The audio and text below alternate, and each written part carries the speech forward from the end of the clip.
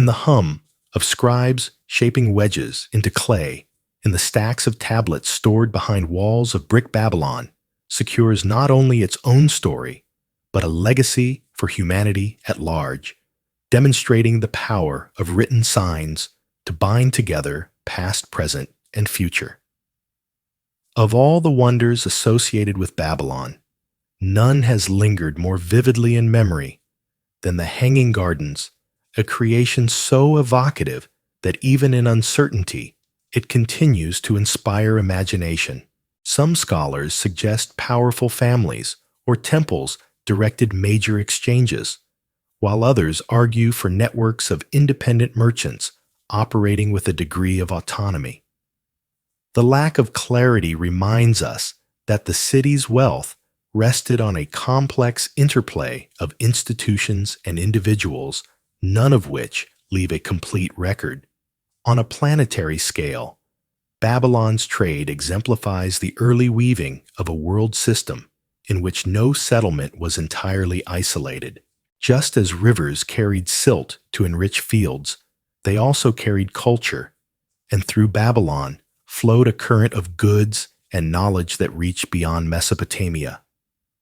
The distances are striking a block of lapis lazuli, traveling from mines in Afghanistan to markets in Babylon, covers more than 2,000 kilometers, a journey across mountains, deserts, and rivers that testifies to the persistence of human ambition. Daily life in the city reflected these exchanges. Markets thrived with stalls selling spices, textiles, and pottery, and the sound of multiple tongues filled the air. Merchants negotiated contracts with the help of scribes, weighed silver on balance scales, and sealed agreements with carved cylinders rolled across clay. Farmers sold surplus grain, while herders offered wool and hides, and buyers from distant lands introduced new tastes and fashions into Babylonian households. The presence of foreign communities within the city, traders who settled, intermarried, and built shrines to their own gods, added to its diversity, making Babylon both a political capital and a cultural crossroads. The scale of these interactions shaped not only economy, but also thought, as astronomical knowledge, mythic stories, and artistic styles moved alongside copper and cedar. In the quiet record of contracts and the vibrant hum of markets, Babylon reveals itself as a city sustained by exchange, always open to the flow of the wider world. The river, the desert road, and the caravan track become extensions of its walls, and through them, the city projects its influence far beyond the reach of its bricks.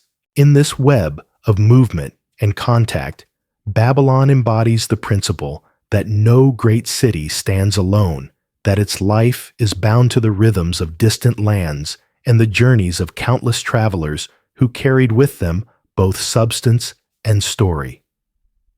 As Babylon expanded its influence through trade and law, it also found itself entangled with rival powers, none more formidable than Assyria to the north.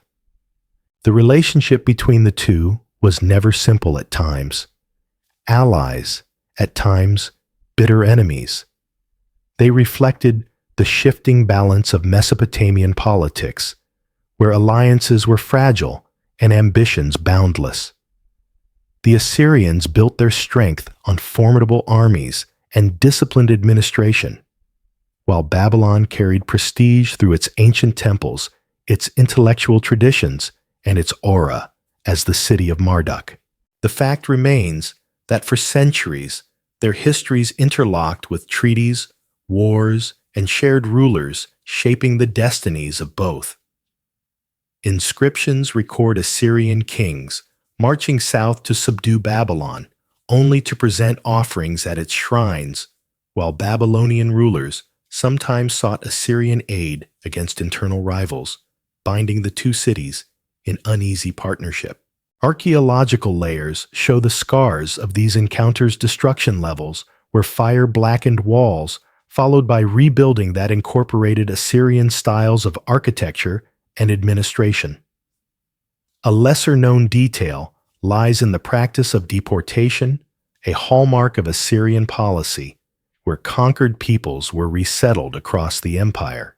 Tablets from Babylon list foreign names and crafts, evidence that communities from distant regions, metalworkers, farmers, scribes, were moved into the city, adding new skills, but also new tensions. These movements enriched Babylon's cultural fabric, even as they reminded its inhabitants of vulnerability to outside power. Yet mysteries remain. Scholars debate the depth of Babylonian resistance to Assyrian rule, whether the city's elites cooperated to maintain privileges, or whether popular unrest simmered beneath official records. Some chronicles speak of rebellions, crushed others of long periods of coexistence, leaving the true texture of daily life under shifting control uncertain. On a planetary scale, these encounters reflect the broader rhythm of empires colliding, absorbing, and influencing one another across the ancient Near East. The struggle between Assyria and Babylon echoes patterns seen in other regions where great powers meet competition, tempered by cultural borrowing conquest, followed by assimilation. Even in conflict, knowledge flowed. Assyrian annals show reliance on Babylonian scholars for astronomy and divination, while Babylonian scribes incorporated northern motifs into their records. The scale of this exchange stretched across landscapes far beyond Mesopotamia, as both powers vied for routes reaching to Anatolia, Egypt, and the Gulf. Daily life in Babylon during these centuries carried both continuity and strain. Farmers still irrigated fields, craftsmen still shaped clay, and bronze markets still buzzed with trade. Yet the shadow of conflict lingered. Armies marching south disrupted planting cycles, demanded tribute, or conscripted labor, while rebuilding after sieges required communal effort that reshaped neighborhoods. In the temple precinct, rituals continued, but prayers for stability carried sharper urgency, invoking Marduk's protection against northern armies. At times of peace, Babylon benefited from Assyrian resources, drawing exotic goods and ideas into its orbit. At times of war, the same ties turned to shackles binding the city to cycles of destruction and repair. The scale of resilience was remarkable. Again and again, Babylon rose from ashes, its people rebuilding walls and temples, reaffirming identity through ritual and memory. The city's persistence in the face of Assyrian power demonstrates both the fragility of mud brick and the strength of collective will. For those who walked its streets, the rivalry with Assyria was not an abstract contest, but a lived reality shaping taxes, labor, and the rhythm of festivals. Babylon endured not by isolation, but by absorbing the shocks of empire, transforming scars into layers of history that remain visible in ruins and records alike. Through this endurance, the city carved its place not merely as a victim of conquest, but as a participant in the great dialogue of Mesopotamian power, a dialogue that stretched across centuries and defined the stage on which Babylon would later shine in renewed glory. In the 6th century, BCE, Babylon reached its height under the reign of Nebuchadnezzar II, a monarch whose building projects and military campaigns transformed the city into a capital of unrivaled grandeur. Rising from earlier cycles of conflict and renewal, Babylon under his rule became not only the largest city of Mesopotamia, but also the most celebrated, its name resonating across distant lands as a symbol of wealth, power, and cultural achievement.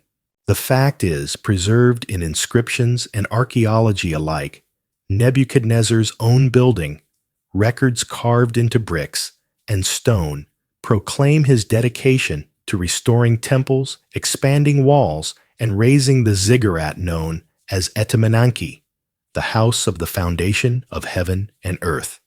Excavations reveal massive fortifications, ceremonial avenues paved with stone, and glazed brick reliefs of lions, bulls, and dragons that once lined the famous processional way leading to the Ishtar Gate. This monumental gate, reconstructed today in part from surviving fragments, stood as both defensive structure and ceremonial entrance, its deep blue glazed bricks set with golden images of protective creatures. A lesser-known detail lies in the city's immense system of double and even triple walls stretching for kilometers and incorporating moats fed by the Euphrates. Such defenses reflected not only pride, but also the constant threat of rival powers. Within these walls, Nebuchadnezzar's palace rose with vast courtyards, columned halls, and cooling gardens, a center of administration and royal display. Yet mysteries surround his reign as well.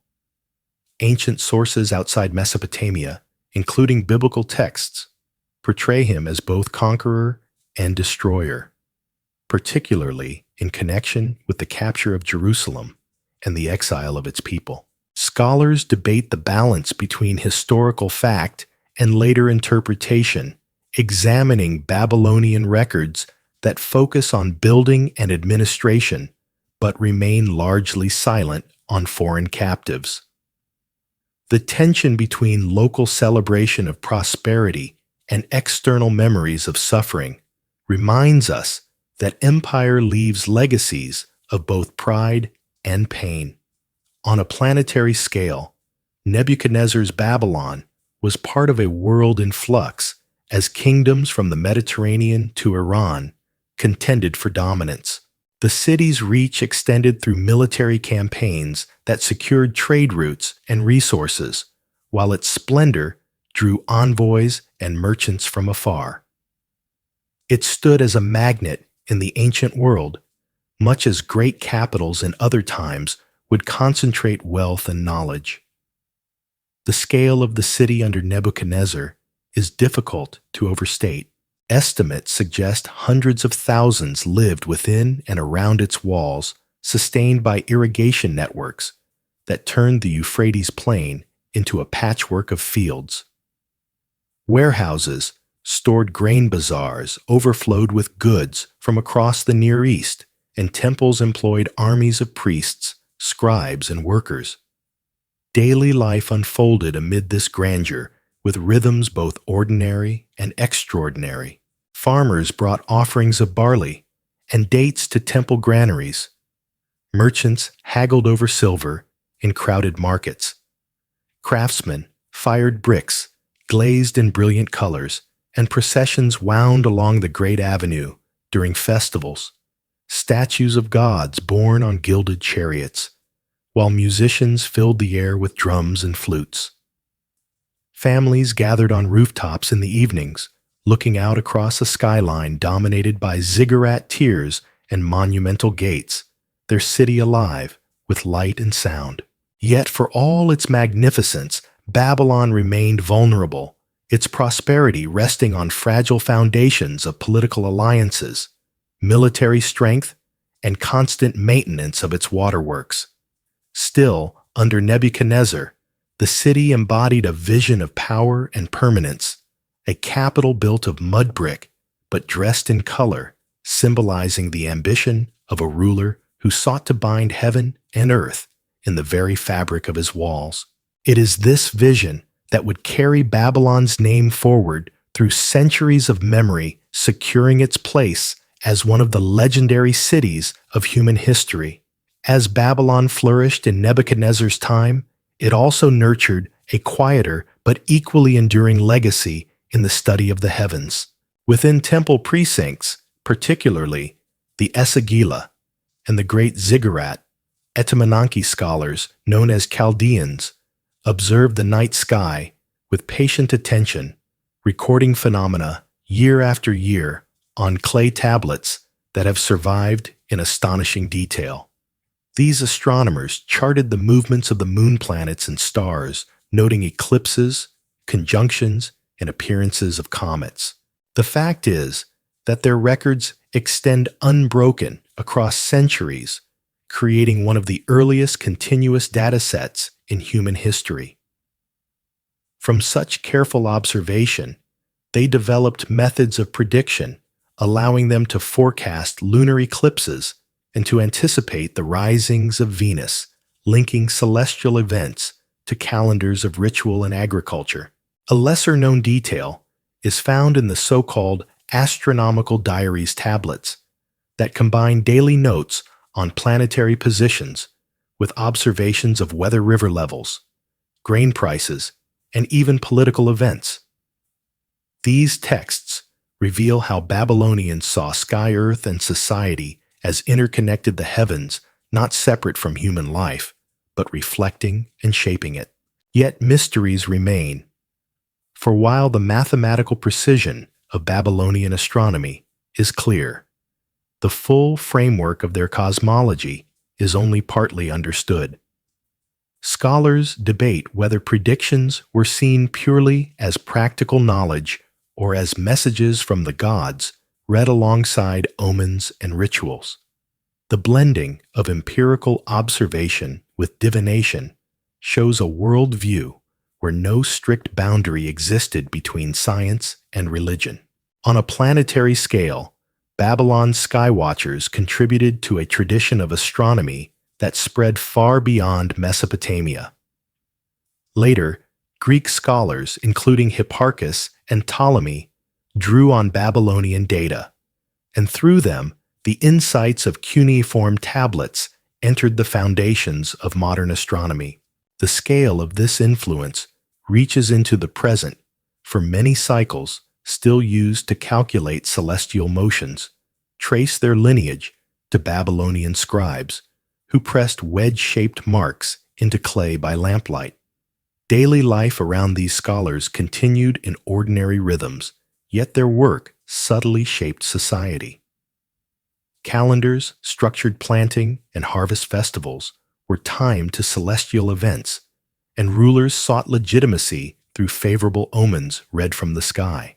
In workshops near temples, scribal students practiced copying astronomical tables, learning to calculate using place value notation, and a sexagesimal system that remains with us in the 60 minutes of the hour and the 360 degrees of the circle. The presence of such systems in ordinary reckoning shows how intellectual achievements filtered into daily practice. Farmers might not read the stars directly, but they lived by calendars derived from them.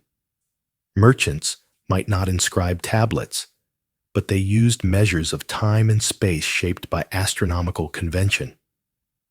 The city's identity as a center of learning thus rested not only in its monumental walls, but also in its invisible reach across time and space.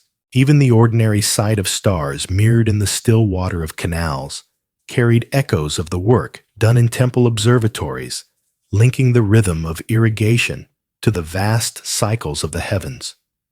Yet fragility accompanied this grandeur. Clay tablets could break, libraries could burn, and many records known from later copies have vanished from their original shelves. The survival of what we possess is partial, reminding us that human memory depends on both deliberate effort and chance. Still, the legacy of Babylonian astronomy endures with remarkable clarity. Through their watchful eyes and persistent records, Babylon became not only a city of walls and temples, but a city of the sky, projecting its influence into domains that stretch far beyond Earth. In this work, the city inscribed itself not just in mud brick, but in the very patterns of the cosmos, a testimony to the human desire to understand the vast order that lies beyond the horizon of fields and rivers. In 539 BCE, Babylon's fortunes shifted when the armies of Cyrus the Great of Persia approached its walls, marking a transition from independence to inclusion within the vast Achaemenid Empire. The Nabonidus Chronicle, inscribed on a clay tablet, records the fact, with remarkable brevity, the city was taken without battle, its gates opened, and Cyrus entered as a liberator rather than a destroyer. For Babylon's people, accustomed to cycles of conquest and resistance, this moment stands out for its relative calm, and archaeology supports the chronicle's claim that no widespread destruction accompanied the conquest. Instead, continuity defined the new order. Temples remained active, rituals continued, and local officials retained roles within a broader imperial system that now stretched from the Indus to the Aegean. A lesser-known detail lies in the Cyrus cylinder, a clay inscription often cited as an early declaration of policy in which the Persian king presents himself as chosen by Marduk, promising to restore sanctuaries and repatriate displaced peoples. Whether rhetorical or practical, such statements illustrate how deeply Babylon's sacred traditions shaped imperial governance. The conqueror did not erase Babylonian identity. He sought to claim it, binding his rule to the city's gods and customs. Yet mysteries remain. Scholars debate how sincerely Persian rulers adhered to Babylonian religious practices, whether they truly walked in the New Year procession carrying Marduk's statue, or whether such claims were symbolic gestures to secure legitimacy. The fragmentary nature of sources leaves these questions open, showing how easily political image and historical reality blur. On a planetary scale, Babylon's incorporation into the Persian Empire represents a broader pattern in which great capitals became nodes within even larger systems. Just as earlier city-states had been subsumed into regional powers, so now Babylon stood within a world empire that connected distant landscapes from the mountains of Central Asia to the shores of the Mediterranean. Roads, canals, and postal networks linked it to Persepolis, Susa, and Sardis, making the city one center among many in a web of imperial communication. The scale of Babylon, however, ensured its continued prominence. It remained a seat of administration, a place where imperial officials gathered, where taxes were collected in grain and silver, and where scholars continued their observations of the sky. Daily life for its inhabitants showed remarkable continuity. Farmers still irrigated fields. Merchants still bartered in markets. Priests still tended the fires and recited hymns in temples whose walls had stood for centuries. What changed was the presence of imperial administrators, the collection of resources that now flowed not only to Babylon's rulers, but outward to sustain armies and palaces across Persia's vast reach. For many, the empire was felt less as conquest than as new layers of obligation woven into familiar rhythms of production and ritual. The city's resilience was again demonstrated for, rather than collapse under foreign rule, it adapted its traditions, absorbed into a larger political framework. Even as Persian kings built monumental capitals elsewhere, Babylon's voice persisted, its scribes and astronomers continuing their work, its rituals maintaining the cycle of sacred time. Through this absorption, Babylon lost independence, but gained longevity, surviving as a vibrant part of an empire that spanned continents. The city endured its walls, still standing, its canals, still flowing, a testament to the power of adaptation in the face of conquest, and a reminder that continuity can be as profound a legacy as triumph. Nearly 2 centuries after Cyrus, Babylon entered another chapter when Alexander the Great marched eastward and brought the city under Macedonian rule. In 331 BCE, following his victory at Gaugamela, Alexander advanced into Mesopotamia and entered Babylon without resistance, greeted by priests, citizens, and officials who offered submission. Ancient sources describe him restoring shrines, ordering repairs to temples, and participating in processions that affirmed respect for Babylon's gods. The fact is confirmed by later accounts. Babylon briefly became one of Alexander's preferred residences, a place from which he planned further campaigns and envisioned new projects, including the rebuilding of the great ziggurat Etemenanke. Archaeological traces of these ambitions are limited, but records speak of massive workforces tasked with clearing rubble and preparing materials, though Alexander's death curtailed completion. A lesser-known detail lies in his intention to make Babylon a capital of his world-spanning empire, rivaling Macedon and the newly founded Alexandria. Plans for a vast harbor on the Euphrates and the integration of Babylon into a network of Hellenistic centers suggest that for a moment the city stood poised to regain preeminence. Yet, mysteries remain. Scholars debate how much of Alexander's program was truly realized, whether temple restorations advanced beyond symbolic gestures, and whether Babylon's inhabitants embraced or resisted the influx of Greek administrators and soldiers. The surviving sources, written largely by outsiders, blur the local perspective, leaving gaps in our understanding of how Babylonians experienced this brief Hellenistic ascendancy. On a planetary scale, Babylon's encounter with Alexander reflects the broader fusion of cultures that characterized the Hellenistic age. Greek and Mesopotamian traditions intertwined, blending artistic styles, religious practices, and scientific knowledge. Babylonian astronomers continued their meticulous sky records even as Greek scholars visiting the city absorbed and transmitted that knowledge westward, setting the stage for later advances in Mediterranean science. The scale of exchange widened, for Alexander's empire stretched from the Nile to the Indus, and Babylon sat near its center, a crossroads where languages, currencies, and customs mingled. Daily life in the city during this period carried echoes of continuity, yet also visible change.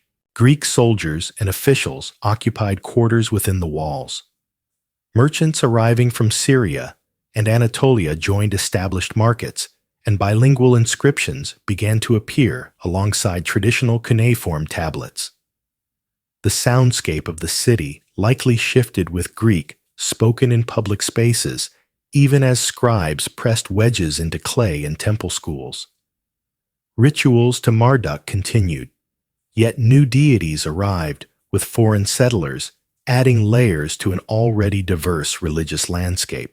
Taverns, workshops, and markets reflected this blend, where olive oil and wine from the west joined dates and barley bread from the Euphrates plain.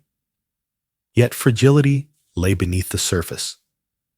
Alexander's sudden death in Babylon in 323 BCE turned the city from imperial capital to contested prize among his successors. The Diadochi fought bitterly for control, and although Babylon remained important for a time, new centers such as Seleucia on the Tigris drew power and population away. Still, the memory of Alexander's presence lingered not only because he died there, but because his vision briefly placed Babylon at the heart of a world empire. For Babylonians, the years of Hellenistic rule represented both opportunity and uncertainty. Opportunity in the renewal of prestige, uncertainty in the rapid shifts of allegiance and administration.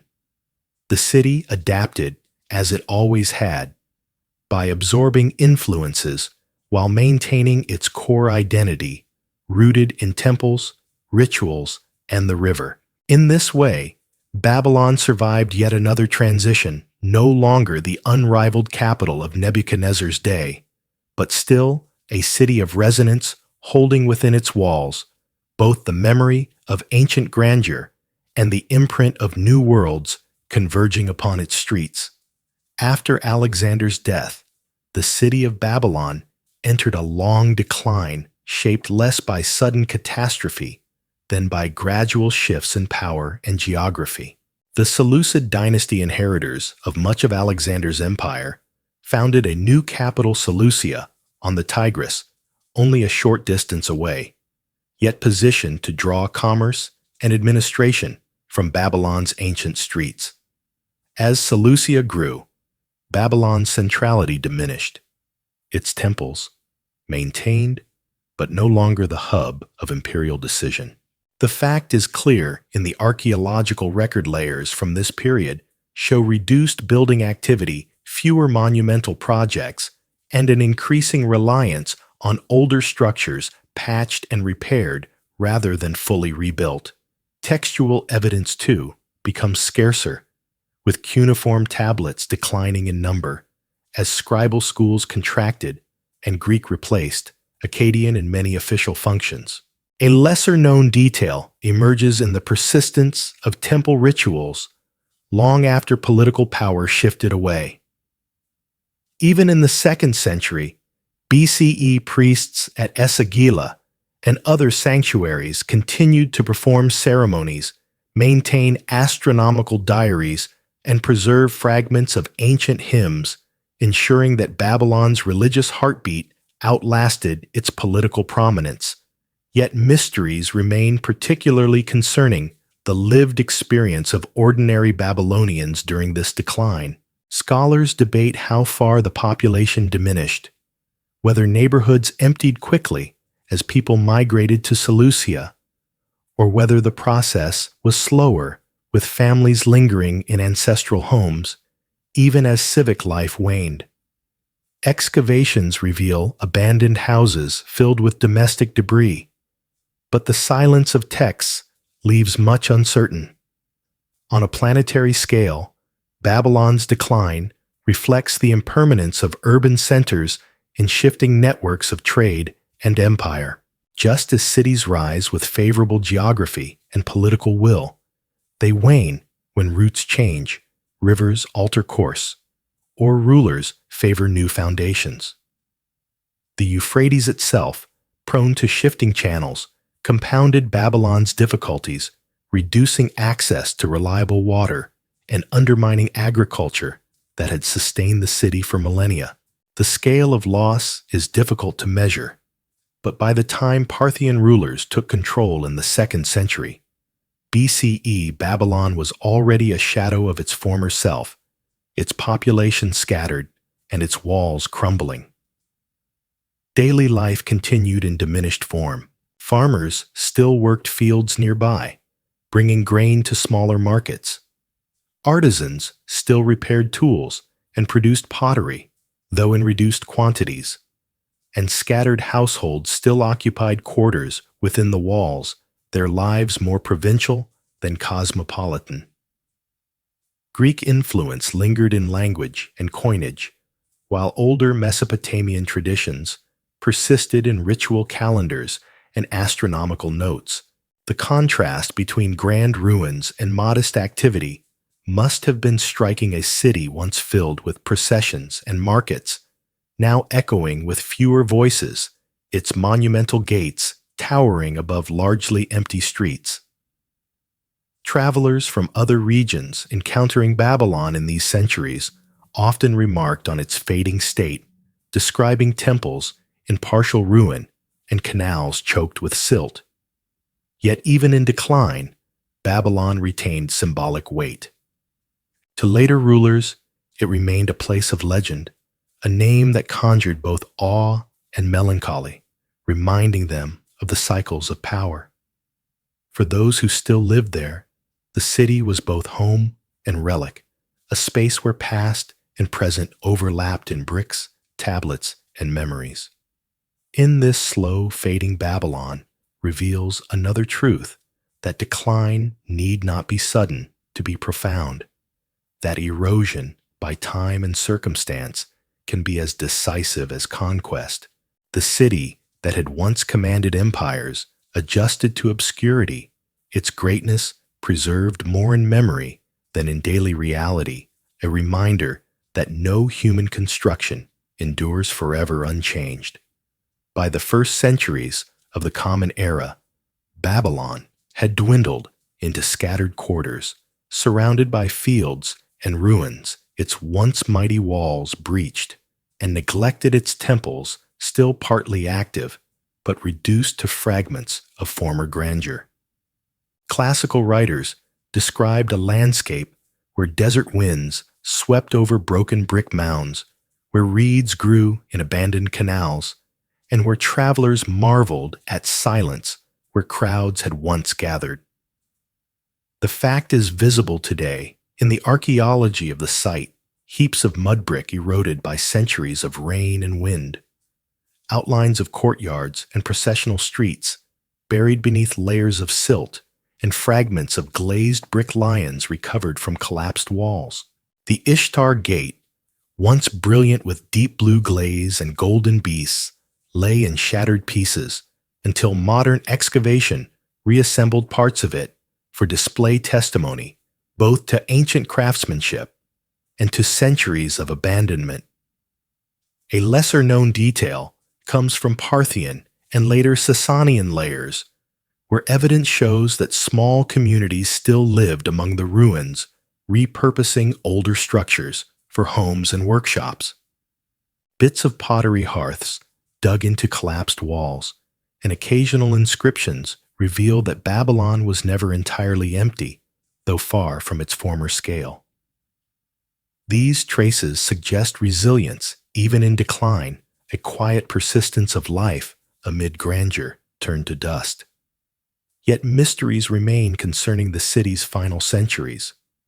Some accounts suggest temples functioned into the 1st century CE, others imply they had already fallen silent. The precise moment when the last ritual fire burned at Esagila, or when the final astronomical diary was inscribed, is unknown, leaving a gap that symbolizes the fading of Babylon into memory. On a planetary scale, Babylon's ruin reflects a universal pattern. Great centers rise and fall, their remains scattered across landscapes that once depended on them. Just as cities of the Indus Valley or Mesoamerican ceremonial centers would later be reclaimed by earth and vegetation, Babylon, too, became a site of ruins rather than of power. The scale of its emptiness contrasted with the immensity of its former reputation, and this dissonance impressed later visitors who spoke of its deserted streets as cautionary images of impermanence. Daily life for those who lingered among the ruins was modest and practical. Farmers cultivated nearby plots. Shepherds grazed flocks on abandoned fields, and occasional merchants passed through their caravans, pausing by mounds that once housed kings. Children may have played among fallen bricks carved centuries earlier, unaware of the full history beneath their feet. To them, the ruins were not monuments, but landscape, a backdrop to lives lived quietly amid traces of forgotten splendor. Over time, sand and soil buried much of what remained, transforming walls into hills and canals, into depressions where water gathered after rain. Travelers in late antiquity, in the medieval period, encountered a landscape of mystery, attributing the mounds to giants or legendary kings, their true history obscured by distance and time. For those who walked among the ruins, Babylon was already more legend than city, its fame preserved in stories and scriptures rather than in living streets. In this transformation, from capital to ruin, Babylon joined the long company of human creations overtaken by change, its silence speaking as eloquently as its former grandeur. The city that had once claimed to bind heaven and earth now lay beneath sky and soil, enduring only in fragments of brick, broken tablets, and the enduring memory of its name. Though Babylon had long since fallen silent, its memory endured. In the imaginations of later civilizations, woven into texts, traditions, and legends that gave the city a second life beyond its ruins. Greek historians wrote of its vast walls and hanging gardens. Roman authors reflected on its grandeur and decline, and Jewish scriptures preserved it as a place of exile and testing, a symbol of both human achievement and human hubris. The fact is that Babylon's name appears across sources spanning centuries, often with little connection to the realities of the mud brick city on the Euphrates, but with immense symbolic power. To some, it was a city of wisdom and law, home to scribes who charted the heavens. To others, it was a place of arrogance, punished by downfall, a warning to later ages. A lesser-known detail lies in the persistence of Babylonian scientific traditions even after the city itself declined. Astronomical texts, copied in Hellenistic and Roman times, derived from Babylonian originals, continued to circulate, and the base 60 numerical system, first refined in Mesopotamia, still shapes modern measures of time and angle. In this sense, Babylon never fully disappeared, for its intellectual imprint outlasted its walls. Yet mysteries remain in how memory of the city transformed into metaphor. Did those who lived among its late ruins preserve oral traditions that colored later accounts? Or did distant writers create an imagined Babylon based on fragments of knowledge and echoes of earlier texts? The boundary between history and myth blurs, leaving a city both real and imagined, both mud brick and symbol. On a planetary scale, Babylon's story belongs to the wider rhythm of civilizations whose material presence fades, but whose influence persists through memory. Just as the pyramids of Egypt or the temples of Mesoamerica stand as reminders of human ambition, so too Babylon's ruins whisper of a past that continues to shape identities and imaginations far removed in space and time. The scale of this endurance is vast. A city abandoned for nearly 2 millennia still names modern places, inspires art and literature, and serves as metaphor for power, decadence, or longing, depending on the storyteller. Daily life in the city is gone, yet through its echoes, we still glimpse fragments of what it once meant to inhabit Babylon. We can imagine a child tracing patterns on a clay tablet, a farmer steering water into furrows, a priest lifting incense before a statue of Marduk, or a scribe pressing signs into wet clay to note the rising of Venus. These acts multiplied across generations created the fabric of Babylon's reality, a fabric later rewoven into stories told far from its banks. For modern eyes, the ruins stand as layered earthworks, their bricks melted by rain, yet their silence holds centuries of human effort. Excavations recover fragments of color and text, each piece a reminder that behind legend lay lives as ordinary and fragile as our own. In this final view, Babylon endures not only as a monument of stone and myth, but as testimony to the capacity of humans to build record, aspire, and adapt. Its rise and fall mirror the cycle of countless societies, yet its name, unlike its walls, has never crumbled completely.